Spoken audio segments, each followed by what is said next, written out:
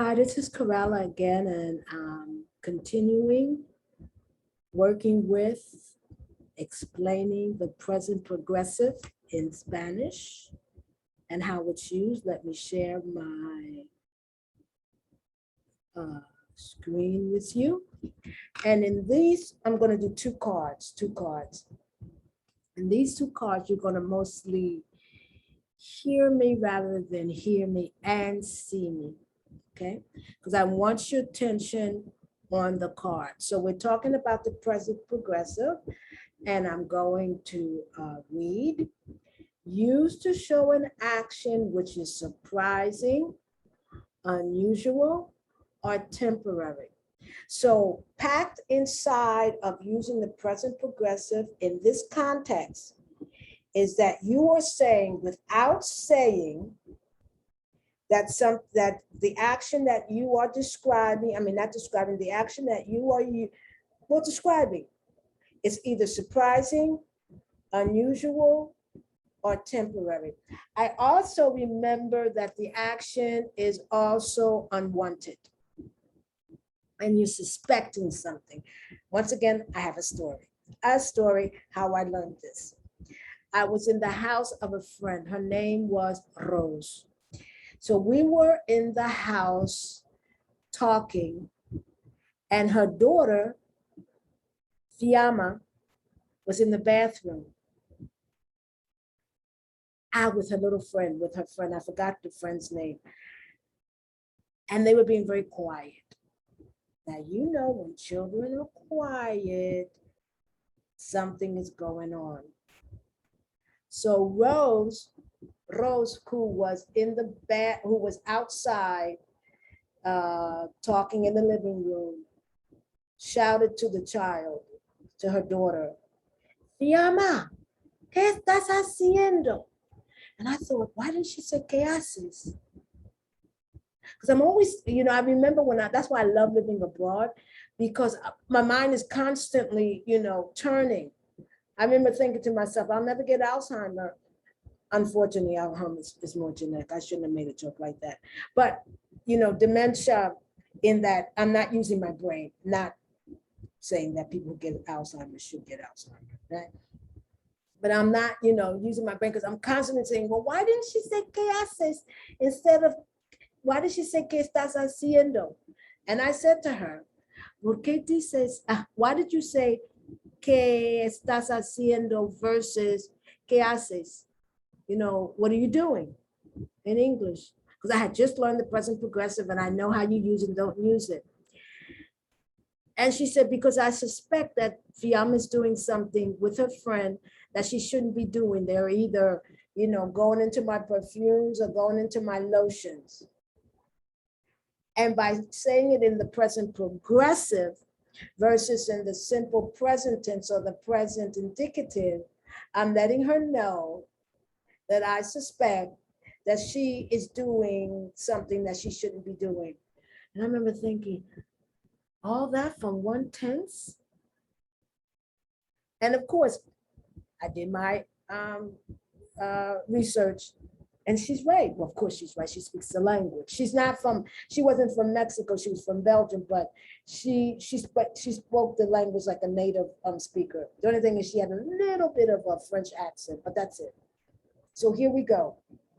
Used to show an action which is surprising, unusual, temporary, I should say, and an action where you suspect things are going on that shouldn't be going on.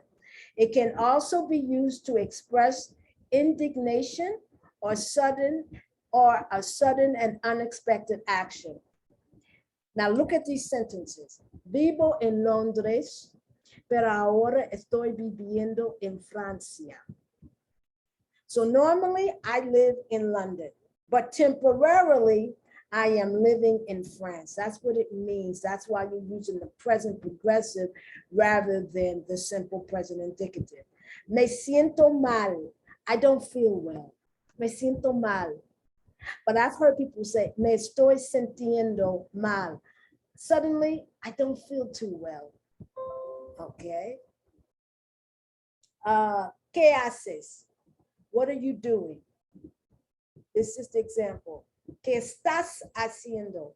What in God's name are you doing up there? Because I know you're doing something that you shouldn't be doing. ¿Qué cuentas? What are you saying? What's up? ¿Qué cuentas? A lot of times is like, ¿qué pasa? ¿Qué pasó? ¿Cómo estás? You know, what's up? But if you say, ¿qué me estás contando?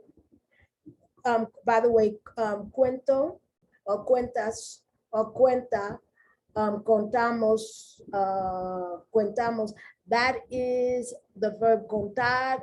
It's irregular. And that's the irregular form for the to form. But if you say, me estás contando, of course, you're going to use the present participle of the verb contar. ¿Qué me estás contando? It's, what in God's name are you telling me? What in the hell are you telling me? It is not just, what are you saying? Or what are you telling me? Isn't that, I think that's cool. In one, just using a different tense, your meaning completely changes. I think we do that in English. I can't think of an example, but we do that in English. Okay. I'm going back to, no, I'm dealing with the present progressive. And let me change the card. Let me change the card. There we go. Use to donate an action that has been in process over a long period of time, or an action that has been constantly reoccurring. In this sense, the motion verbs ir and venir may be placed in the progressive or the present participle form. Hace frío, right?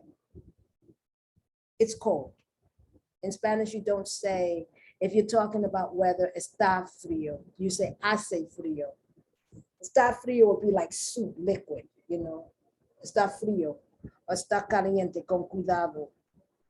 Okay. Versus está haciendo frío. Está haciendo frío, which means it's been cold lately.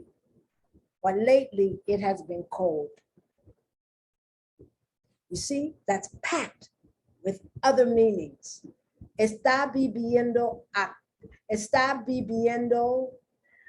aquí mucho tiempo, mucho, tal vez demasiado. He's coming here a lot, maybe too much. Okay, so the action doesn't just happen once, doesn't just happen twice, it happens frequently. And in this sentence, maybe too much.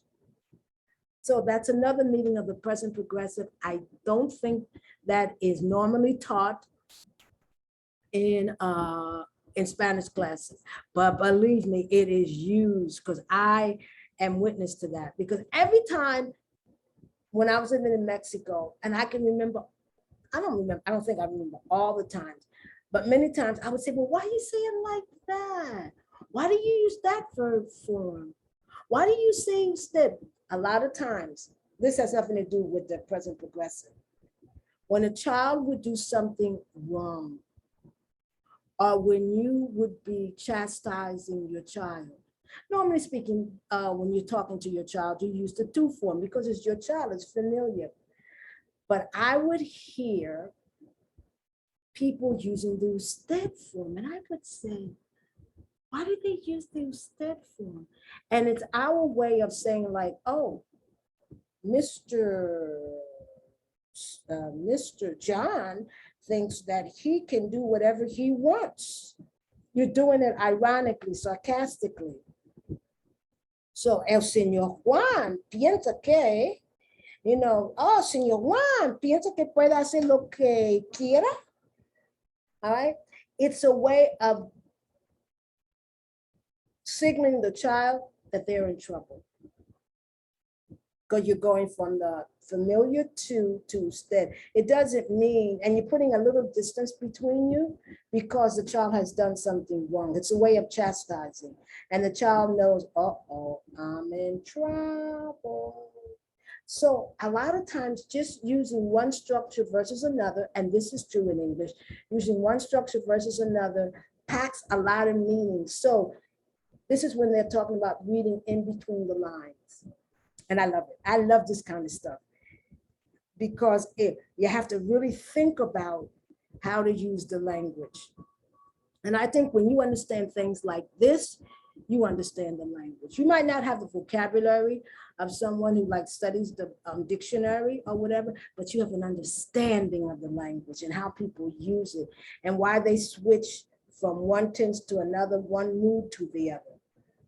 Maybe even using one word versus another word, even though in the dictionary, the two words may seem to be alike. This is the part of language, whether it's English, whether it's French, or whether it's Spanish that I love. So this is Coralla Ficklin McLean. Welcome, W-Y-L-C-O-N-E. We're talking about the present progressive and its uses. We haven't finished yet. So I hope this is helpful. Please subscribe to my channel so I can get as many people as possible. My goal is to get 1 million. I know, that's my goal though. Okay, the first step begins with the first step. So thank you very much. Let me stop sharing.